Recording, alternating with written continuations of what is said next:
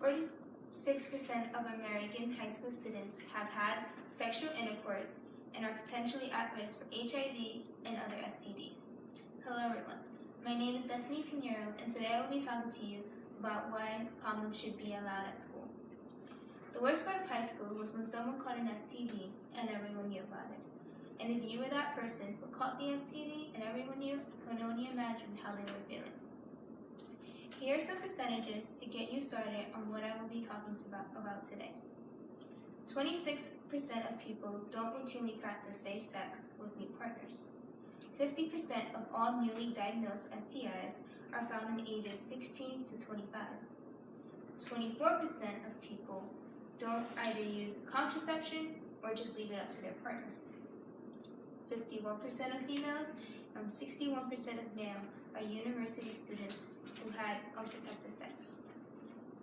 Sexually transmitted diseases and unintended pregnancies are a major health concern that can be consequences of unprotected sexual activity.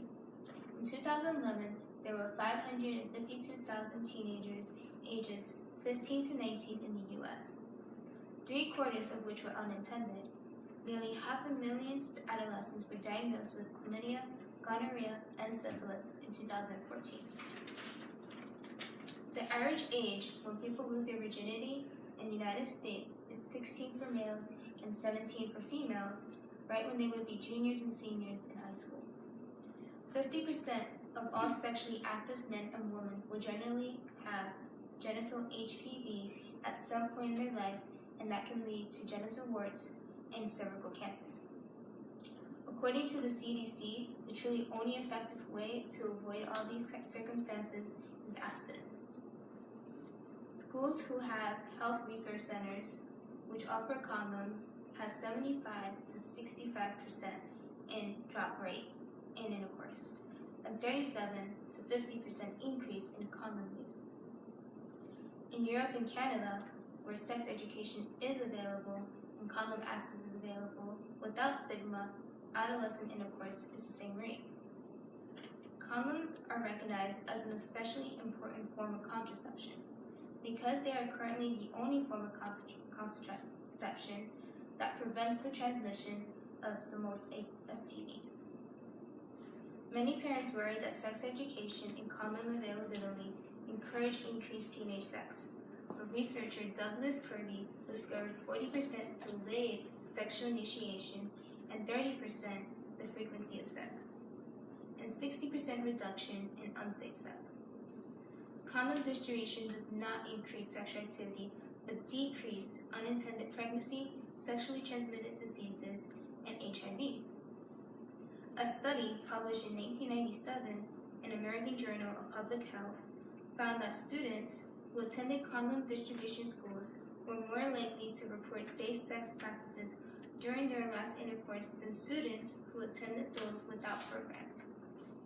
When it comes to sex education, you can teach about the risk of STDs, but students are still going to engage in sexual intercourse.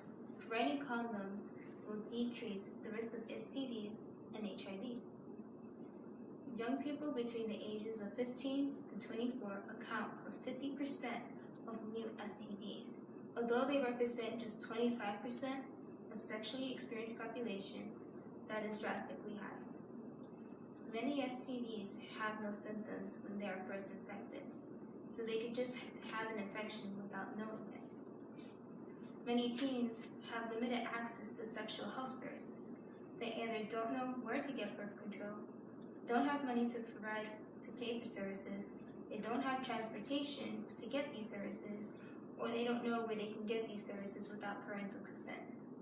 Students have a place to go for free, can get the ease of stress, and be protected. Schools giving out condoms is not meant to promote sex. It's to promote safe sex due to the extremely high rates of sexually transmitted diseases and teen pregnancies. Condoms being available for when students having them and having education, sex can drastically make a difference. Having access to condoms at schools allows students to have a safe zone to go to and have safe sex. We can all show the outcomes of not having safe sex education in school but if they don't have access to it, they will end up having unsafe sex. Condoms aren't meant to be given out like candy. We want the students to be educated first and know all the outcomes that can come about. In doing so, this number of people catching STDs or getting pregnant can drastically drop the rates. Having parents informed about sex education and the education programs and their reasoning behind giving condoms available will help students have these benefits across the United States. So get your schools involved and see if they have a program in place. Let's make a change for our kids and hope to reach out to everyone that will listen. Thank you all for your time. I hope that I've changed your perspective. Have a great day.